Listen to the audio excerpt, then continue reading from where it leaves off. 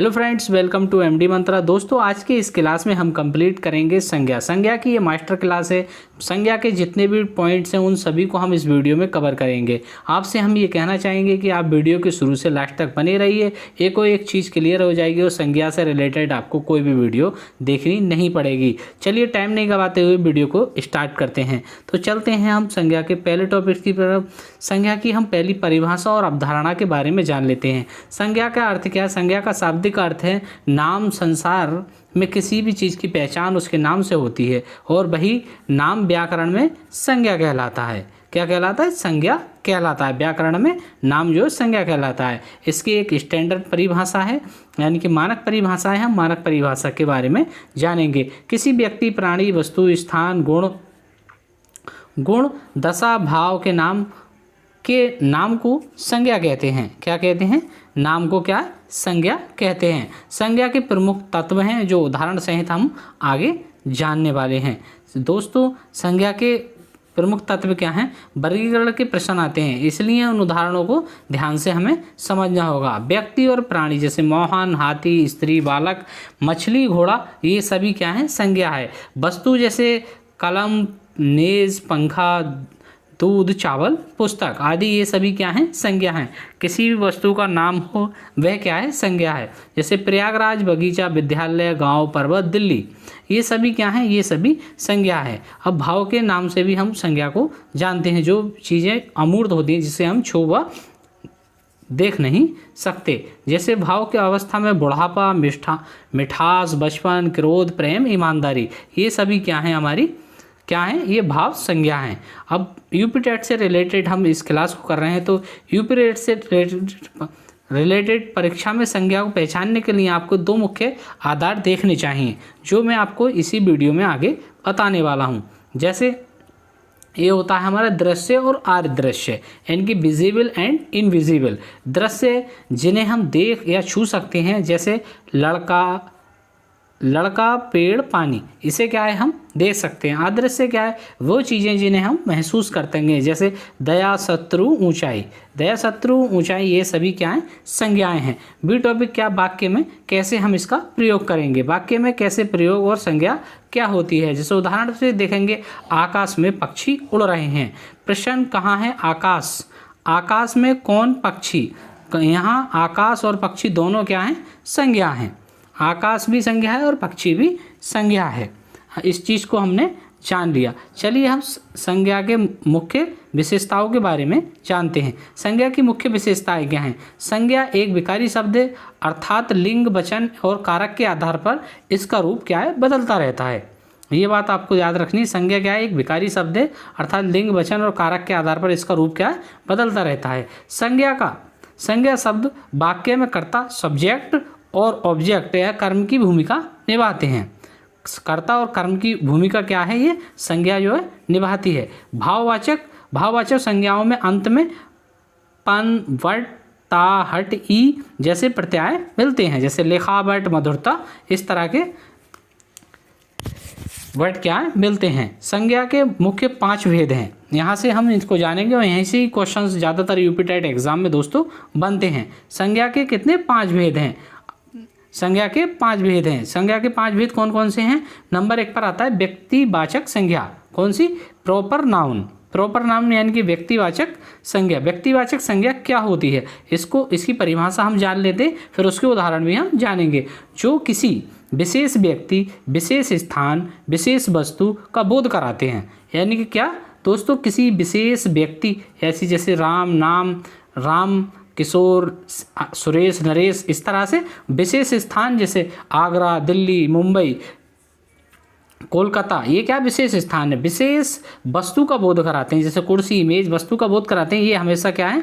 एक वचन में होते हैं। क्या होता है? एक वचन में होते हैं, यानी कि इनके जैसा दूसरा नहीं होता है। तो ये क्या कहलाते हैं? व्यक्तिवाचक संज्ञा होती है। जैसे व्यक्तियों के नाम राम, कृष्ण, गौतम, बुद्ध, मीरा। स्थानों के नाम जैसे प्रयागराज, हिमालय, यही तो मैंने आपको बताया था। हिमालय विशेष पर्वत, गंगा विशेष नदी, या फिर भारत क्या विशेष देश है? एक ही देश है भारत नाम का। दिशा जैसे महीनों के नाम उत्तर, रविवार, मार्च, जनवरी, फरवरी, इस तरह से। जैसे ये दे रखा त्योहारों के नाम दीपावली, ईद, होली, दीपावली, ईद, होली। अब यहाँ पर हम और भी लिख सकते हैं, जैसे और भी काफ़ी सारे त्यौहार से जो हम मनाते हैं वो हम लिख सकते हैं। वो क्या है, हम लिख सकते हैं, जैसे दीपावली हो गया, ईद हो गया, होली हो गया, और जी नागपंचमी हो गया, बसंत पंचमी हो गया। वो जो जितने भी हैं ये सब क्या हैं, व्यक्तिवाचक हैं। क्या हैं, ये सभी व्यक्तिवाचक हैं। चलिए हम जातिवाचक संज्ञा के बारे में जानते हैं। पहले संज्ञा हमने पढ़ी व्यक्तिवाचक, अब हम जातिवाचक संज्ञा के बारे में जानते हैं। जातिवाचक संज्ञा यानी कि कॉमन नाउन, जो शब्द किसी प्राणी या वस्तु की पूरी जाति यानी कि टोटल ऑल ओवर जाति यानी या वर्ग का बोध कराते हैं, तो वे क्या कहलाते हैं, जातिवाचक कहलाते हैं। जैसे सगे संबंधी पद या व्यवसाय, सगे संबंधी पद या व्यवसाय, जैसे भाई, माता, मंत्री, जुलाहा और प्रोफेसर। पशु पक्षी, गाय, घोड़ा, कौवा, तोता। ध्यान दें, यदि गाय का नाम कामधेनु है तो वह व्यक्तिवाचक होगी। क्या होगा, व्यक्तिवाचक होगी अगर उसका कोई नाम दे देते हैं तब। जैसे वस्तुएं, मेज, कुर्सी, पुस्तक, कलम, घड़ी, ये सभी क्या हैं, ये सब जातिवाचक हैं। प्राकृतिक तत्व, जैसे नदी, पहाड़, समुद्र। नदी में क्या सारी नदी आ जाएंगी तो ये क्या हो जाएगा, जातिवाचक हो जाएगा। पहाड़ में सारे पहाड़ आ जाएंगे, जैसे हिमालय पर्वत, आरावली की पहाड़ियाँ, और भी जितनी पहाड़ियाँ, सतपुड़ा की पहाड़ियाँ, ये सभी आ जाएंगे तो ये क्या है, जातिवाचक हो जाएंगी। सब पहाड़ इसी के अंदर आ जाएंगे। ज्वालामुखी, ये सभी क्या है, इसी के अंदर आ जाएंगे। तो जातिवाचक संज्ञा के बारे में हमने जान लिया। जो पूरी जाति का बोध कराती हों वो क्या होंगी, जातिवाचक संज्ञाएं होंगी। अब हम भाववाचक संज्ञाओं के बारे में जानेंगे। भाववाचक की परिभाषा क्या है। भाववाचक संज्ञा यानी कि एब्स्ट्रैक्ट नाउन की परिभाषा क्या है, जो किसी वस्तु या व्यक्ति के गुण, दोष, दशा, स्वभाव, अवस्था या भाव का बोध कराते हैं। क्या भाव का बोध कराते हैं, इन्हें हम क्या कहते हैं, इन्हें छू नहीं सकते, हम इन्हें छू नहीं सकते, केवल महसूस कर सकते हैं। क्या है, केवल महसूस कर सकते हैं। जैसे अवस्था, बचपन एक क्या है, एहसास है। यौवन, जवानी, यौवन किसको कहते हैं, जवानी को। बुढ़ापा, ये क्या है, एक एहसास है। गुण, मिठास, चतुराई, सुंदरता, वीरता, ये सभी क्या हैं, ये सभी क्या हैं दोस्तों, ये सभी क्या हैं, ये भाव हैं। जैसे भाव, क्रोध, प्रेम, दया, करुणा, शत्रुता, ये सभी क्या हैं, ये सभी क्या हैं, ये भाव हैं, ये सब भाव हैं। तो ये भाववाचक संज्ञा में क्या, किसी भी चीज़ का भाव उत्पन्न होगा। जैसे हम छू व देख नहीं सकते, उसे सिर्फ महसूस कर सकते हैं, ये भाववाचक संज्ञा होती है। चलिए अब हम जानते हैं समूहवाचक संज्ञा के बारे में। दोस्तों ये क्लास आपको पसंद आ रही हो तो इसे लाइक करके हमारे चैनल को सब्सक्राइब कर लेना, क्योंकि इसी तरह का कंटेंट हम फ्री में यूट्यूब पर प्रोवाइड आपको करा रहे हैं यूपी टेट एग्जाम से रिलेटेड। समूहवाचक संज्ञा कलेक्टिव नाउन, जो शब्द किसी व्यक्ति का नहीं बल्कि पूरे समूह या समुदाय का बोध करते हैं। क्या, पूरे समूह या समुदाय का बोध कराते हैं। व्यक्तियों का समूह, कक्षा, नेता, सभा, दल, गिरोह, भीड़। कक्षा में बहुत सारे बच्चे होते हैं, सेना में बहुत सारे फौजी होते हैं, सभा में बहुत सारे लोग होते हैं, दल में बहुत सारे लोग होते हैं, गिरोह में भी बहुत सारे लोग होते हैं, भीड़ में तो बहुत ही ज़्यादा लोग होते हैं। ये क्या, एक समूह और समुदाय का बोध करा रहे हैं। क्या, बोध करा रहे हैं। वस्तुओं का समूह, गुच्छा, चाबी का पुंज, ढेर, मिट्टी का श्रृंखला। गुच्छा, चाबी का, वस्तुओं का समूह, यानी कि किसी भी वस्तुओं का समूह क्या है, ये समूहवाचक संज्ञा कहलाती है। समूहवाचक संज्ञा का हमने अब इसके बारे में जान लिया है। गुच्छा, चाबी, पुंज, ढेर, मिट्टी, ये सभी क्या है, हमारा समूहवाचक संज्ञा है। चलिए अब द्रव्यवाचक संज्ञा के बारे में जानते हैं। द्रव्यवाचक संज्ञा क्या है, जो शब्द किसी द्रव्य, पदार्थ या धातु का बोध कराते हैं। जो शब्द किसी द्रव्य, पदार्थ या धातु का बोध कराते हैं। क्या, पदार्थ और धातु का बोध कराते हैं, जिन्हें मापा या तोला जा सकता है लेकिन गिना नहीं जा सकता। गिना नहीं जा सकता। धातु जैसे सोना, चांदी, लोहा, तांबा, ये सभी क्या हैं, धातुएं हैं। पदार्थ, दूध, पानी, घी, तेल, कोयला, ये सभी क्या है, पदार्थ हैं। अनाज, चावल, गेहूं, दाल, ये सभी क्या है, द्रव्यवाचक संज्ञाएं हैं।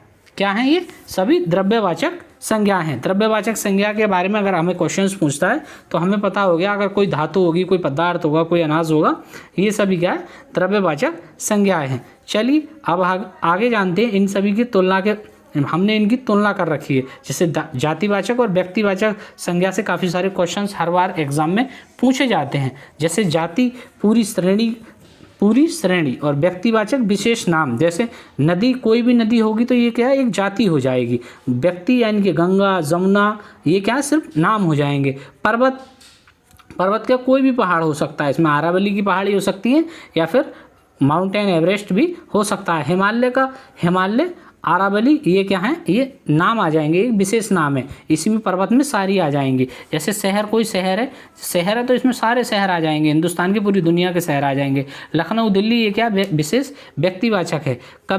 कभी क्या है, कोई भी लेखक होगा वो इसमें आ जाएगा, जाति हो जाएगी कवि की। तुलसीदास, निराला नाम, ये सभी क्या है, व्यक्तिवाचक हो जाएंगे। क्या हो जाएगा, व्यक्तिवाचक। अब हम नंबर 3 जानेंगे, बनावट के आधार पर संज्ञा के भेद क्या हैं। संज्ञा के भेद क्या हैं बनावट के आधार पर, इसके बारे में हम जानेंगे। नंबर 1 पर आता है ये रूढ़ संज्ञा। क्या आता है, रूढ़ संज्ञा यानी कि रूट नाउंस। रूट नाउंस क्या होते हैं, वे शब्द जिनके टुकड़े करने पर कोई सार्थक अर्थ यानी कि मीनिंग नहीं निकलता। क्या मीनिंग नहीं निकलता, उन्हें रूढ़ कहते हैं। क्या कहते हैं, उन्हें रूढ़ कहते हैं। ये शब्द परंपरा से किसी विशेष वस्तु के लिए प्रसिद्ध हो गए हैं। क्या हो गया, किसी विशेष वस्तु के लिए प्रसिद्ध हो गए हैं। विशेषता यानी कि विशेषता, इनके खंड टुकड़े करने पर 2 हिस्से अर्थहीन हो जाते हैं। यानी कि कोई भी शब्द है, उसके जब 2 हिस्से किए जाते हैं तो वह अर्थहीन हो जाते हैं। उदाहरण के तौर पर हम देखेंगे, जैसे घर क्या, घर पर घा और रा को अलग करने पर कोई मतलब ही नहीं बनता। पैर को पा और रा को अलग करने पर, टुकड़े करने पर अर्थ खत्म हो जाता है। कल, जल, मुंह, घोड़ा, ये सभी क्या हैं, ये रूढ़ संज्ञा हैं। इनके एक शब्द को जब अलग किया जाता है तो इसमें क्या है, ये किसी मतलब का ही नहीं रह जाता, कोई औचित्य ही नहीं बनता है शब्द का। अब हम जानेंगे यौगिक संज्ञा यानी कि कंपाउंड नाउंस। यौगिक संख्या कंपाउंड नाउंस, इसकी हम परिभाषा के बारे में जानते हैं। परिभाषा क्या है, वे शब्द जो 2 या 2 से अधिक सार्थक शब्दों के मेल से बने होते हैं, यदि इनके टुकड़े किए जाएं तो प्रत्येक टुकड़े का अपना एक अर्थ होता है। यानी कि कोई भी 2 या 2 से अधिक शब्दों से जो अर्थ बना, एक शब्द बना है, शब्द के अगर 2 टुकड़े किए जाएं तो उसका कुछ ना कुछ अर्थ बनेगा। विशेषता के रूप पर अक्सर ये उपसर्ग, प्रत्यय या संधि समास से बनते हैं। किससे बनते हैं, उपसर्ग, प्रत्यय, संधि और समास से अक्सर ये बनते हैं। उदाहरण, पाठशाला, पाठ प्लस शाला, दोनों का अर्थ है पढ़ने का स्थान। हिमालय, क्या, हिमालय, हिम प्लस आलय, बर्फ का घर। रसोई घर यानी कि रसोई प्लस घर। विद्यार्थी, विद्या प्लस अर्थी, ये क्या है, हमारा यौगिक संज्ञा है। अब हम आगे जानेंगे योग गुण संज्ञा, स्पेशल कंपाउंड नाउंस के बारे में। क्या स्पेशल कंपाउंड नाउंस क्या होते हैं, ये शब्द बनावट में होते हैं। क्या, ये शब्द बनावट में तो यौगिक, 2 शब्दों के मेल होते हैं। क्या, 2 शब्दों के मेल होते हैं, लेकिन इसका अर्थ किसी तीसरे विशेष अर्थ, इसका अर्थ क्या, किसी तीसरे विशेष अर्थ के लिए रूढ़ फिक्स हो जाता है। रूढ़ क्या है, फिक्स हो जाता है। जैसे विशेषता क्या है, ये अपना सामान्य अर्थ छोड़कर विशेष अर्थ देते हैं। सामान्य अर्थ छोड़कर विशेष अर्थ देते हैं। बहुब्रीहि समास के उदाहरण इस श्रेणी में आते हैं। जैसे उदाहरण के लिए जलज, क्या, जलज, जल प्लस जा, जल में जन्म लेने वाला। वैसे तो मछली भी जल में जन्म लेती है, लेकिन जलज शब्द केवल कमल के लिए रूढ़ हो गया। किसके लिए रूढ़ हो गया, कमल के लिए रूढ़ हो गया। लंबोदार, लंब प्लस उदार, बड़े पेट वाला, लेकिन ये शब्द केवल गणेश जी के लिए क्या है, उपयोग होता है। दशानन, 10 प्लस आनन यानी कि 10 मुख वाला अर्थ यानी रावण। अर्थ क्या हो जाएगा, रावण। यानी कि इसमें तीसरा जो अर्थ है वो फिक्स हो जाता है। जैसे पीताम्बर, नीलकंठ, पंकज, इनका भी अगर हम अलग अलग तोड़ते हैं तो इनका क्या है, अलग एक शब्द क्या है, फिक्स हो जाता है। ये हमने योग गुण संज्ञा के बारे में जान लिया। अब हमने एक टेबल बना रखी है, इसमें रूढ़ यानी कि मौलिक शब्द एक होता है, इसका कोई अर्थ नहीं निकलता। जैसे हाथ, कान, आम ये आदि। यौगिक 2 शब्दों का जोड़ होता है, दोनों के टुकड़े करने पर अर्थ मिलता है हमें, जैसे विद्यालय, पुस्तकालय। योग, गरुण, जोड़ और विशेष अर्थ मिलता है यहाँ से, यानी कि विशेष अर्थ के लिए क्या है, ये प्रसिद्ध है। क्या है दोस्तों, ये प्रसिद्ध है। चलिए हम आगे जानते हैं संज्ञा का विशिष्ट प्रयोग, यानी कि स्पेशल यूसेज। स्पेशल यूसेज, इस तरह के पॉइंट्स आपको किसी भी यूट्यूब चैनल पर आपको नहीं मिलने वाले हैं, क्योंकि ये हम ही दे रहे हैं आपको। क्योंकि इस नियम को हम जान लेते हैं तो हम बहुत अच्छे से अपने क्वेश्चंस को गलत होने से बचा सकते हैं और क्वेश्चंस को अपने सही करते हैं। जैसे व्यक्तिवाचक संज्ञा और जातिवाचक संज्ञा के रूप में इसे प्रयोग किया जाता है। जब कोई व्यक्तिवाचक संज्ञा किसी विशेष व्यक्ति का नाम अपने व्यक्तिगत गुणों या दोषों के कारण एक पूरी श्रेणी या वर्ग का बोध कराने लगे, तब जातिवाचक संज्ञा बन जाती है। क्या, जातिवाचक संज्ञा बन जाती है। कैसे बन जाती है जातिवाचक संज्ञा?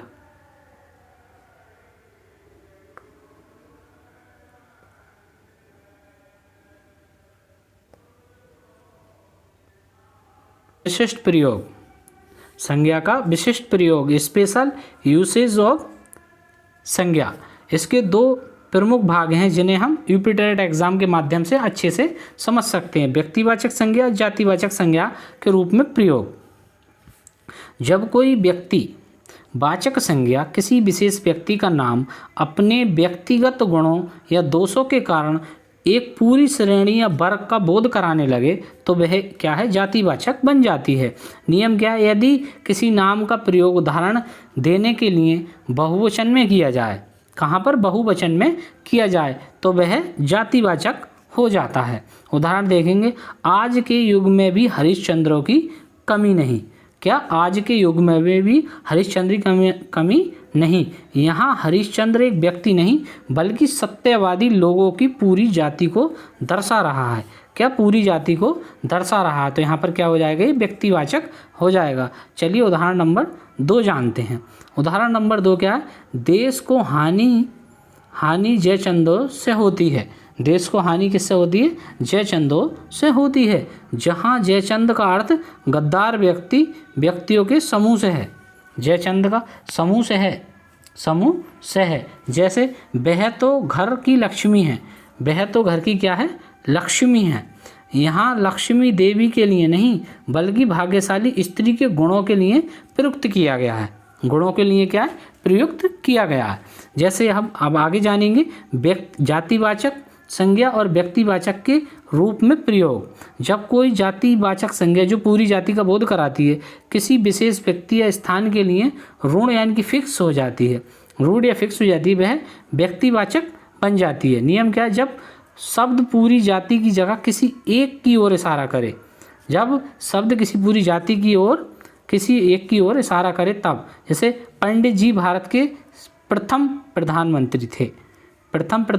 पंडित एक जाति है, लेकिन यहाँ शब्द जवाहरलाल नेहरू के लिए रूढ़ है।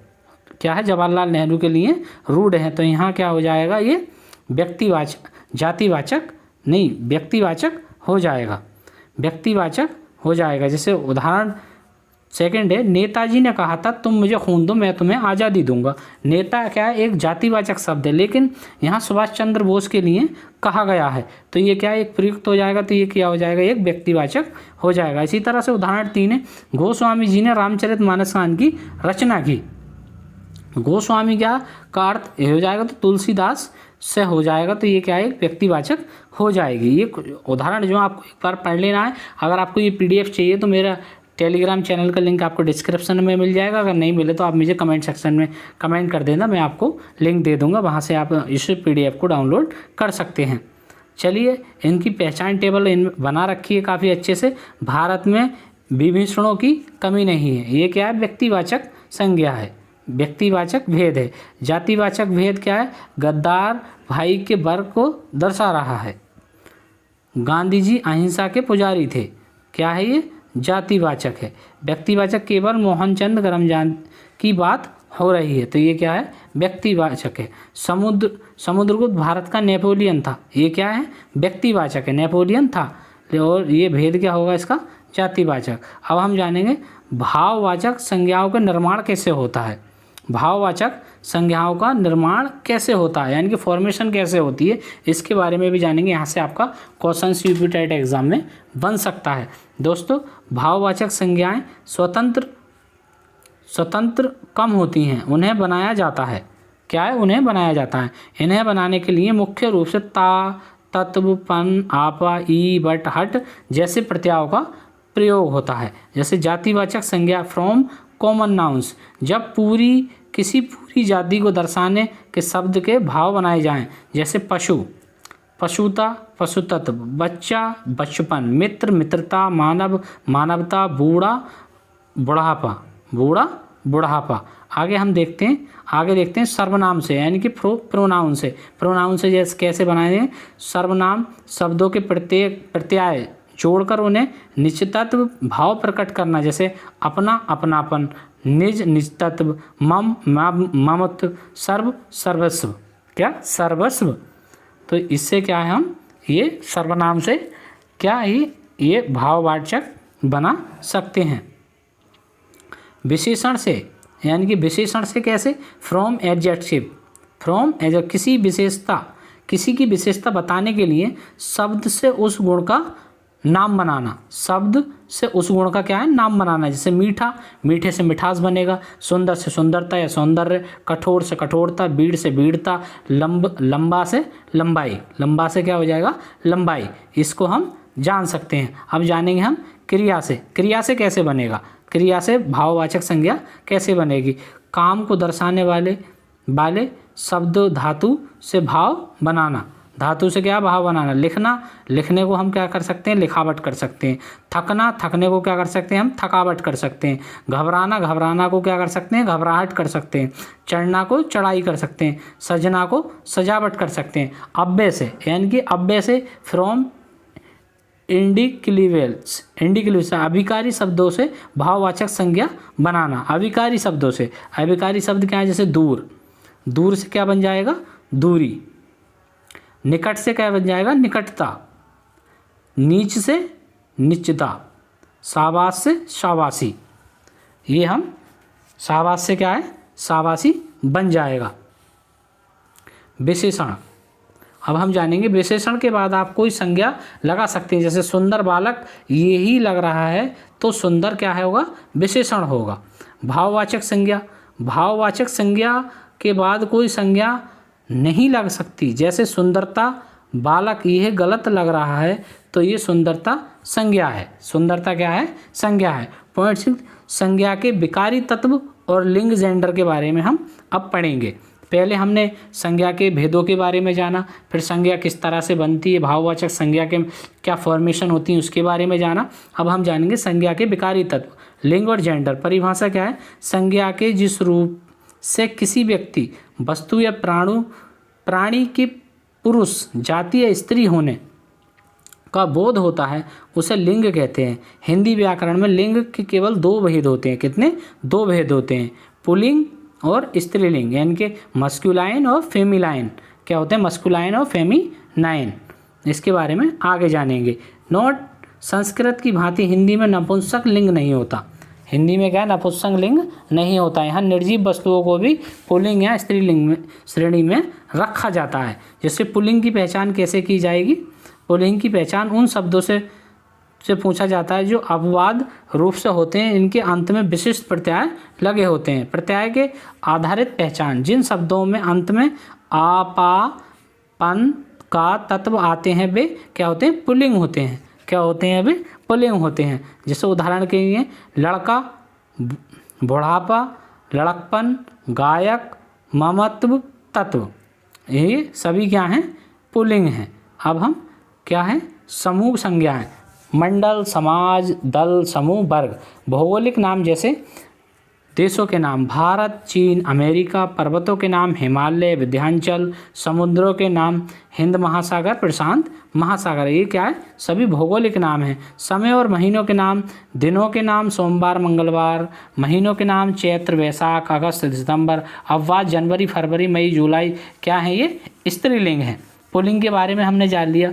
देशों के नाम पुल्लिंग में आते हैं, महीनों के नाम पुल्लिंग में आते हैं, कुछ दिनों के नाम पुल्लिंग में आते हैं। धातु और रत्नों के नाम सोना चांदी, क्या सोना चांदी लोहा हीरा पन्ना, ये सभी क्या है पुल्लिंग में आते हैं। अपवाद चांदी क्या है, चांदी जो है स्त्रीलिंग है, चांदी क्या है स्त्रीलिंग है। और यूपी टेट का ये पसंदीदा क्वेश्चंस भी है, क्या है पसंदीदा क्वेश्चंस भी है, ये अक्सर पूछा जाता है। अब स्त्रीलिंग की पहचान के बारे में हम जानेंगे। हमने सभी पुल्लिंग के बारे में जाना, क्या क्या पुल्लिंग हो सकते हैं। स्त्रीलिंग शब्दों की पहचान करने के लिए निम्नलिखित नियमों को ध्यान में रखना अनिवार्य है। जैसे प्रत्यय आधारित जिन शब्दों के अंत में ई, आवट, आहट या ता आते हैं वे स्त्रीलिंग होते हैं। जैसे हमने उसमें का, तत्व, इसके बारे में जाना था, वे पुल्लिंग होते हैं। उदाहरण के लिए नदी, सजावट, घबराहट, कुटिया, सुंदरता, ये सभी क्या हैं स्त्रीलिंग हैं। क्या है स्त्रीलिंग है। नदियों के नाम गंगा, यमुना, सरस्वती, गोदावरी, ये सभी क्या हैं ये सभी क्या हैं स्त्रीलिंग हैं। अपवाद में सोन नदी, सिंधु नदी और ब्रह्मपुत्र नदी, ये क्या पुल्लिंग माने जाते हैं। सोन नदी, सिंधु नदी और ब्रह्मपुत्र नदी ये पुल्लिंग माने जाते हैं। इसको आपको याद कर लेना है, क्योंकि यहाँ से ही क्वेश्चन यूपी टेट एग्जाम में बनने वाला है, क्योंकि बहुत ही डिफरेंट है और काफ़ी ज़्यादा डिफिकल्ट भी होगा। तिथियों के नाम जैसे प्रथम, द्वितीय, एकदशी, पूर्णिमा, ये सभी क्या स्त्रीलिंग है। भाषाओं और एवं बोलियों के नाम जैसे हिंदी, संस्कृत, अंग्रेजी, ब्रजभाषा, अवधी, ये सभी क्या हैं पुल्लिंग हैं। भोज्य पदार्थों के नाम जैसे रोटी, दाल, सब्जी, खिचड़ी, ये सभी क्या हैं पुल्लिंग हैं। अपवाद क्या है, पराठा, लहुआ, दही, दही पुल्लिंग है। ये बार बार परीक्षा में आता है। क्या है ये बार बार परीक्षा में आता है। क्या आता है, जैसे पराठा, लहुआ, दही, ये सभी क्या हैं पुल्लिंग है। ये क्या है अपवाद है। चलिए आगे जानते हैं लिंग परिवर्तन। लिंग परिवर्तन के प्रमुख नियम, ये बहुत ही महत्वपूर्ण टॉपिक है। लिंग परिवर्तन के प्रमुख नियम, रूल्स ऑफ जेंडर चेंज। संज्ञा शब्दों के पुल्लिंग से स्त्रीलिंग बनाने के कुछ विशिष्ट नियम इस प्रकार हैं। आ या आ, ई में बदलकर, जैसे पुत्र, पुत्री, देव, देवी, नर्तक, नर्तकी, आ को ई में बदलकर। बुढ़ापा, बुढ़िया, कुत्ता, कुतिया, डिब्बा, डिबिया, आ को यानी इनी या आणी में बदलकर। हाथी, हथनी, तपस्वी,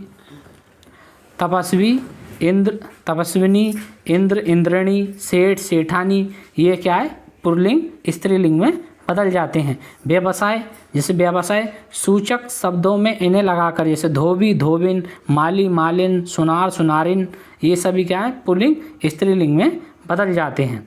स्त्रीलिंग में क्या है दोस्तों बदल जाते हैं। ये सारा बहुत ही डिटेल में आपको बताया है। यूपी टेट परीक्षाओं के लिए, यूपी टेट परीक्षा के लिए क्या है, जो यदि आप शब्द के लिंग में भ्रमित हैं तो उसके साथ विशेषण या क्रिया लगाकर देख सकते हैं। उसको भी मैंने आगे डिफाइन किया है। जैसे दही, दही खट्टा है, ये क्या पुल्लिंग ना कि दही खट्टी है, खट्टी नहीं है, दही खट्टा है, तो इससे पता चलेगा दही क्या एक पुल्लिंग है। आँख यानी कि मेरी आँख खुल गई, तो क्या हो जाएगा ये स्त्रीलिंग हो जाएगा, ना कि मेरा आँख खुल गया। पवन यानी कि ठंडी पवन चल रही है, यानी कि हवा चल रही है, तो ये क्या स्त्रीलिंग हो जाएगा। संज्ञा के विकारी तत्व, वचन और नंबर्स के बारे में जानेंगे। अब हम किसके संज्ञा के विकारी तत्व के बारे में जानेंगे। परिभाषा क्या है, संज्ञा सर्वनाम, विशेषण या क्रिया के जिस रूप से संख्या या एक से अधिक का बोध होता है उसे वचन कहते हैं। हिंदी व्याकरण के वचन के दो भेद स्वीकार किए गए हैं, एक वचन, बहुवचन, जिससे केवल एक वस्तु या व्यक्ति का बोध हो, जैसे लड़का, पुस्तक, नदी, ये क्या है एक वचन। बहुवचन क्या है, जिससे एक से अधिक वस्तुओं व्यक्तियों का बोध हो, जैसे लड़के, पुस्तकें, नदियाँ, ये क्या हो जाएगा बहुवचन हो जाएगा। एक वचन की पहचान हम कैसे करेंगे इसके बारे में जानते हैं। दोस्तों ये वीडियो पसंद आ रहा हो तो इसे लाइक करके हमारे चैनल को सब्सक्राइब कर देना, क्योंकि आपको इतना बेहतरीन कंटेंट फ्री में किसी और यूट्यूब चैनल पर नहीं मिलने वाला है। वचन की पहचान मुख्य रूप से दो प्रकार से की जाती है, संज्ञा और सर्वनाम शब्दों के द्वारा। जब शब्द स्वयं अपनी संख्या स्पष्ट कर दे, उदाहरण लड़का पढ़ रहा है, एक वचन, लड़के पढ़ रहे हैं, बहुवचन। क्रिया द्वारा कुछ संज्ञा शब्दों का रूप दोनों वचनों में समान रहता है, वहाँ क्रिया से पहचान होती है। जैसे उदाहरण मुनि बैठा है, मुनि बैठे हैं, मुनि बैठा है एक वचन, मुनि बैठे हैं बहुवचन। उदाहरण घर गिर गया एक वचन, घर गिर गए बहुवचन। ये क्रिया से पता चल रहा है। हम वचन परिवर्तन के विशिष्ट नियम, रूल्स ऑफ पॉपुलराइजेशन के बारे में जानेंगे। क्या है? अकारांत।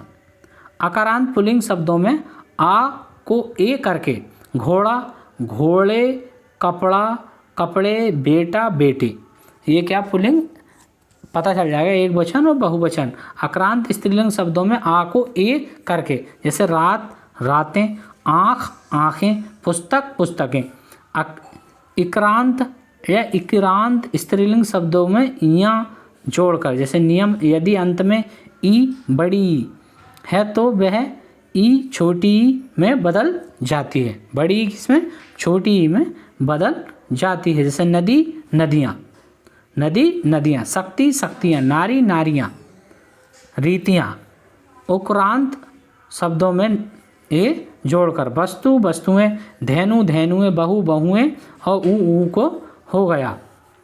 सदैव एक वचन और बहुवचन में रहने वाले शब्द कैसे होते हैं इसके बारे में अब हम जानेंगे। सदैव बहुवचन, सदैव बहुवचन, ऑलवेज प्लूरल। कुछ शब्द आदर देने या विशिष्ट प्रकृति के कारण हमेशा बहुवचन में प्रयुक्त होते हैं। जैसे प्राण, प्राण, प्राण दर्शन, आंसू, होश, भाग्य, हस्ताक्षर, बाल, लोग, अशत, अशत। जैसे प्राण चले गए, प्राण एक आदमी के निकलते हैं लेकिन ये बहुवचन में ऐड होता है। दर्शन कर लिए, यानी कि एक बंदे के दर्शन करते हैं लेकिन ऐसा लगता है जैसे बहुत लोगों के दर्शन कर लिए। आंसू, आंसू निकल आए, जिससे आंसू निकलता है आँख से, वो भी बहुवचन में होता है। वाक्य प्रयोग, उसके प्राण निकल गए, ना कि निकल गया।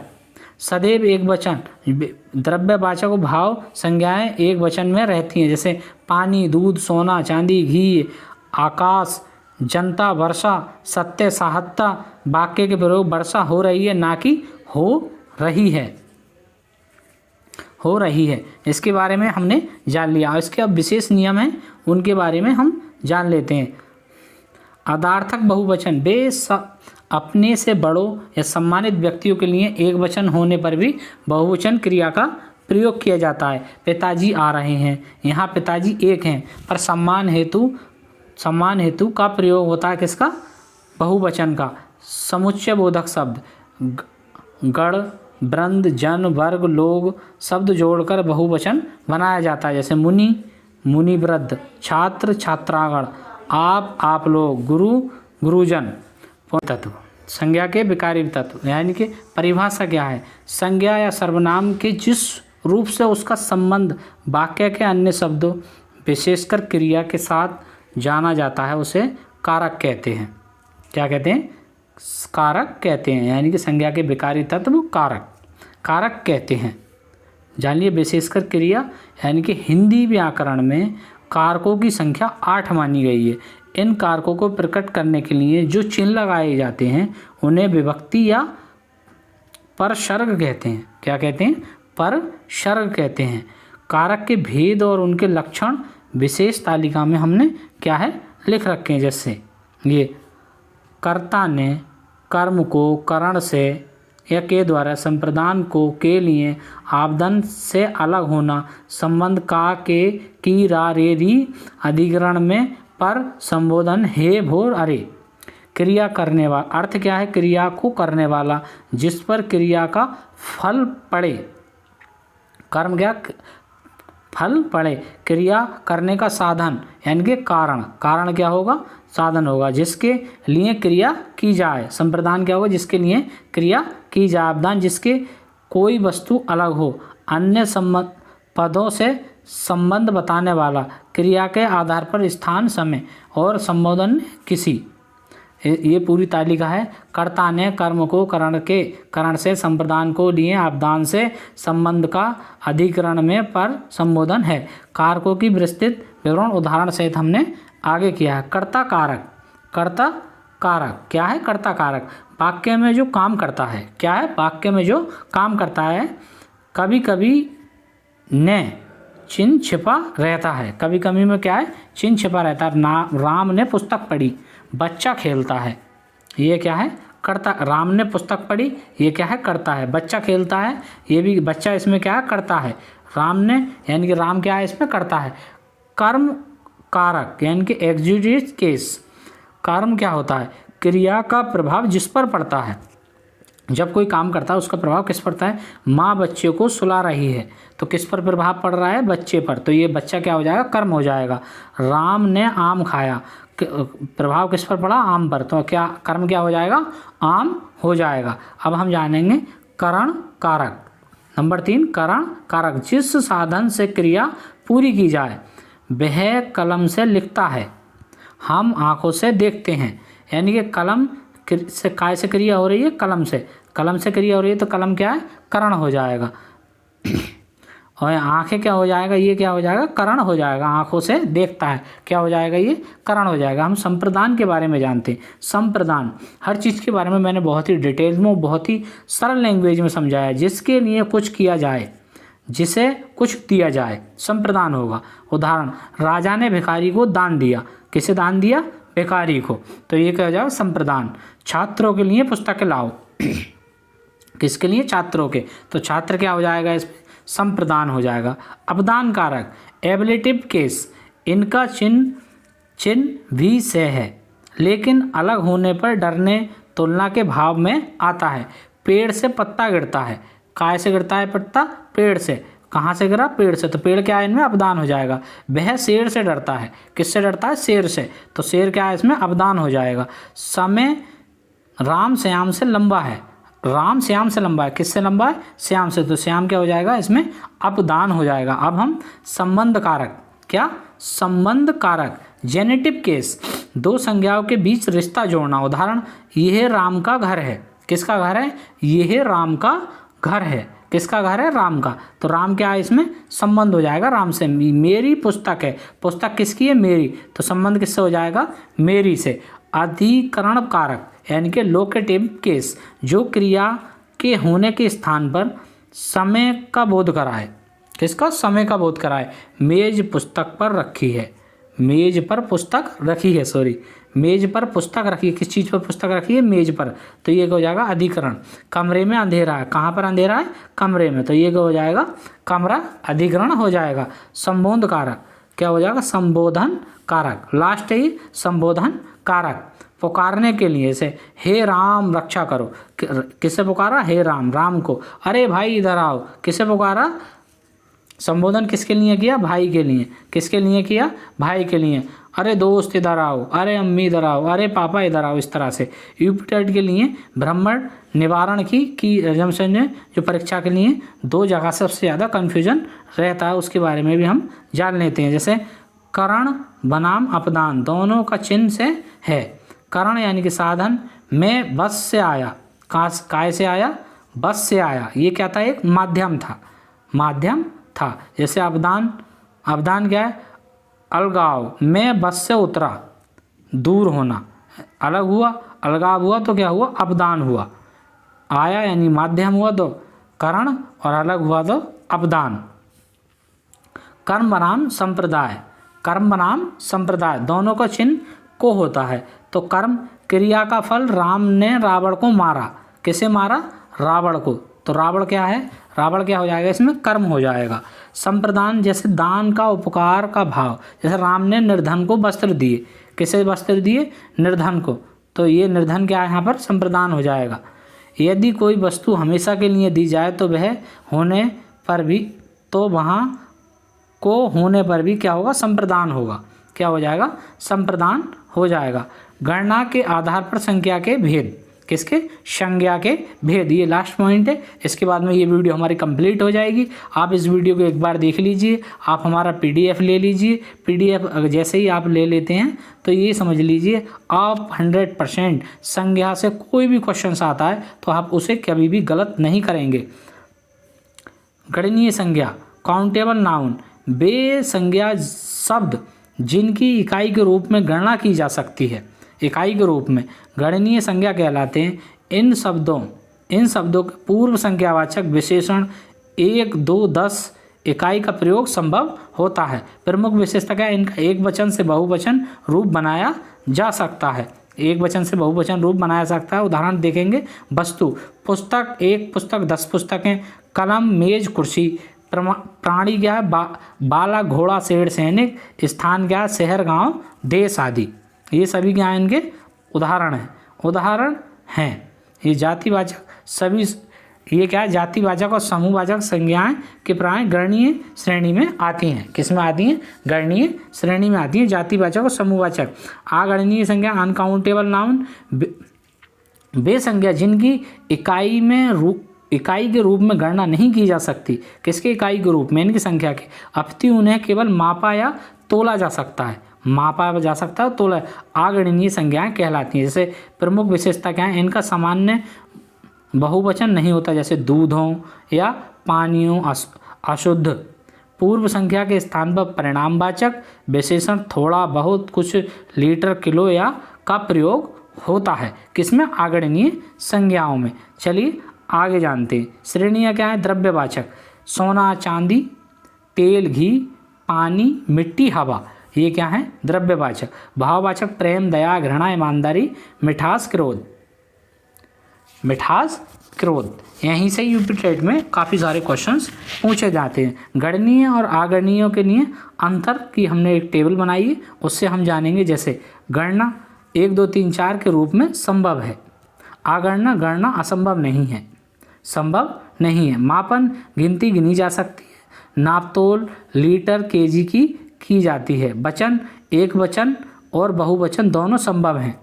एक वचन और बहुवचन दोनों संभव हैं, प्राय सदैव एक वचन में प्रयुक्त है। प्रश्नवाचक, कितने से प्रश्न है, कितना, हाउ मच से प्रश्न। यानी कि उदाहरण, तारे, लड़के, रूप, वृक्ष, दूध हैं। ये बहुत ही क्रिटिकल नोट्स हैं, इनको हम जान लेते हैं लास्ट में। जैसे तारे का क्या है, भ्रम है। तारे का भ्रम, वैज्ञानिक दृष्टि तारों को नहीं गिना जा सकता, परंतु भाषाई व्याकरण में तारा एक गणनीय संज्ञा है, क्योंकि हम 1 तारा, 2 तारे, समर्पित 7 तारे कह सकते हैं, तो इसलिए क्या, गणनीय। आकाश और पाताल, वे स्थान जो सूचक होते हैं, वे अपनी विशालता, अद्वितीयता के कारण अगणनीय श्रेणी में रखे जाते हैं, तो आकाश क्या हो जाएगा, ये अगणनीय। द्रव्यवाचक का बहुवचन, यदि द्रव्यवाचक संज्ञा का बहुवचन प्रयोग किया जाए, जैसे बाजार में कई तरह के तेलों की किस्में हैं, तो वह उसकी किस्मों यानी कि वेराइटीज़ को दर्शाता है, मात्रा को नहीं। वैरायटी को दर्शाता है, मात्रा को नहीं। आज का ये क्लास हमारा कहाँ, यहीं पर कंप्लीट होता है, तो आप देखती रहिए MD मंत्रा ऑफिशियल। फिर मिलेंगे एक अगली वीडियो में, तब तक के लिए थैंक यू।